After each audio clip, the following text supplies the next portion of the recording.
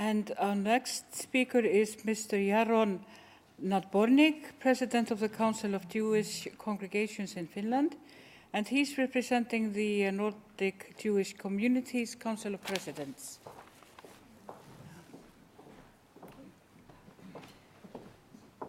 I'll speak from this, I won't show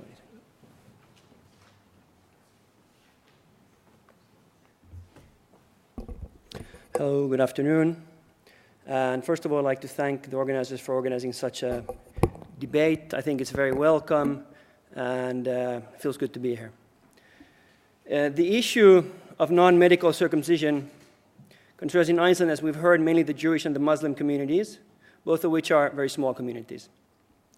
According to the Jewish faith, an 8-day-old boy, is to be circumcised in a ceremony called Brit Milah, and this in some regards corresponds to baptism in Christianity. It is noteworthy, as we heard from Rabbi Levin, that in the Jewish world this commandment is followed very broadly, even surprisingly so when taking into account the variety of opinions on most issues among Jews. This is also the case in Finland, where I'm from. In its directive concerning boys' non-medical circumcision, the Finnish Social and Health Ministry stated in 2015 that non-medical circumcision of boys is not forbidden in any country, as we know, and neither does any international treaty forbid it explicitly. On the contrary, in countries that have laws concerning boys' non-medical circumcision, it is done in a way that allows this Jewish practice to continue. This is the case, for example, in Sweden from 2001, Norway 2014, Germany 2012.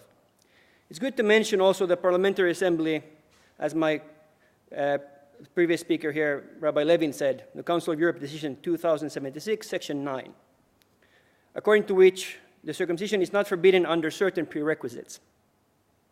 These prerequisites have to do with the professional qualifications of the circumciser, but not, for example, with the age of the boy. The stand of the initiative to forbid the circumcision of male children is at stark odds with the prevailing general view globally. Meandering references to international treaties does not change this fact. The forbidding of boys' non-medical circumcision would mean in practice impeding and withering away of Jewish life in Iceland. Taking into account the traditional law-abiding nature of Icelandic citizens, the initiative would mean a hard blow for Icelandic Jews on a practical level, to whom this sudden change in direction and carelessness of its minority would put in question the future of the Jews of Iceland.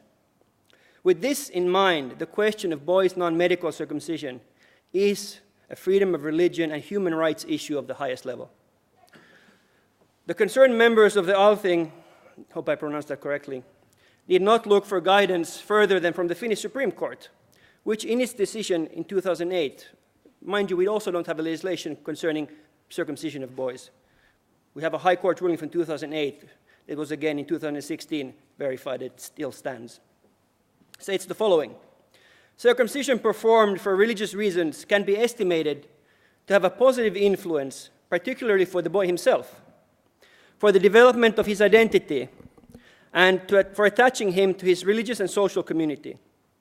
Due to these reasons, the medical adequacy of non-medically motivated circumcision and tampering with the boy's bodily inviolability can be found defendable, and judging as a whole to be such a minor procedure that the child's custodian's conduct by having such a procedure done on their child cannot be seen as an act violating the child's best interest and justice that would be punishable as assault. The Supreme Court could hardly have come to this kind of conclusion unless non-medically motivated circumcision of boys would also be a procedure which is medically defendable. This is further proven by the fact that medically motivated circumcisions are performed approximately 1,000 per year in Finland. Unfortunately, I don't have the data for the other Nordic countries. I'm talking about medically motivated circumcisions. This means it is a medically approved treatment. We understand the difference easily if we compare this to girls and women's genital mutilation, sometimes erroneously referred to as circumcision as well. We are not aware of any clinical illness or disease that could be treated or prevented by mutilating girls' genitals. On the contrary to boys' circumcision, female genital mutilation is not defendable or justifiable from this perspective. On the contrary to boys, even if some group would deem it essential cultural or religiously ritual. Let us assume Correspondingly to the group XYZ, habits include amputating the left hand's pinky finger as a sign of belonging.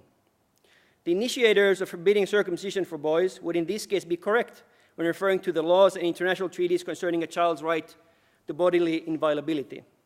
They are, however, not suited for estimating the issue of non-medically motivated circumcision, and typically proponents of forbidding circumcision are unable to show how they would be relevant. From a medical and treatment ethics perspective, non-medically motivated circumcision is comparable mostly to the fairly standard removal of the wisdom teeth, which is often done in an anticipatory fashion without making sure that the teeth at hand are in fact going to cause harm or inconvenience to the person receiving treatment. The commandment to circumcise infant boys in Judaism is not per se based on health reasons. But if the practice would be detrimental from a health perspective, it could not be defended from a Jewish or any other Western moral perspective.